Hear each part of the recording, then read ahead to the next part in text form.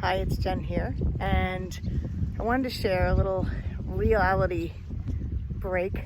I came out here, the light is gorgeous, the sun is setting, and I'm fortunate enough to have a spouse that loves photography. So I'm doing a couple of new ventures, and they need a new headshot, and my last headshot was from, I don't know, maybe 10 years ago, maybe less than 10 years ago. And I realized I need a new headshot. So I'm out here and my husband's taking some pictures. And of course, the critical eye, where I want to look like I did 10 years ago. And every shot I'm looking at and I'm thinking, I don't like that, I don't like that. And I literally had to pause for a second and I had to bring myself back. And this is where everything I teach, all the practice comes in these moments where we have this negativity and this, I call it the gremlin in our head, that's just repeating negative thoughts to us. Like, my face is too fat, your face is full, you can't see my eyes, my wrinkles, my eyes disappear, all this negative thought. And I had to literally stop myself. And this is where you take that pause. And I had to stop myself and say, you know what? You are older. And every single part of your face tells a story. And I had to literally let myself know that, stop it. You're being overly critical. You're not perfect.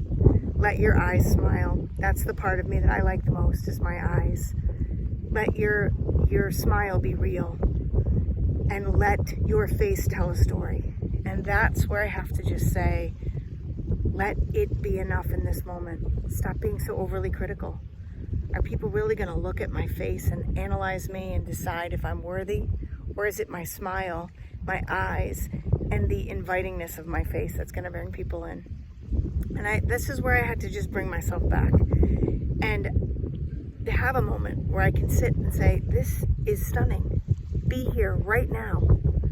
Look outside and let your gratitude and your appreciation for what's around you shine through your eyes, through that smile. So I'm sure we all have these moments of gremlins. We all have these moments where we have this negative thought going through our head. And it's going to happen. I don't care how much work you've done and how much positivity your practice is. There's going to be those thoughts. And here's the thing. Notice those thoughts. And stop and tell that roommate or that gremlin in your head, nope, stop. Because words are like rocks. They can weigh you down.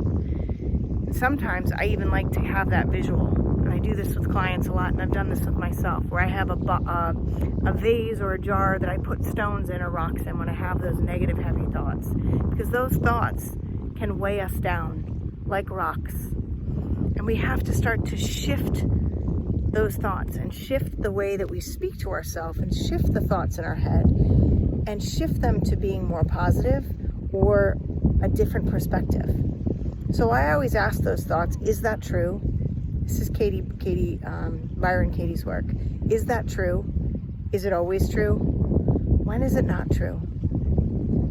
And really start to just say to myself, be nice.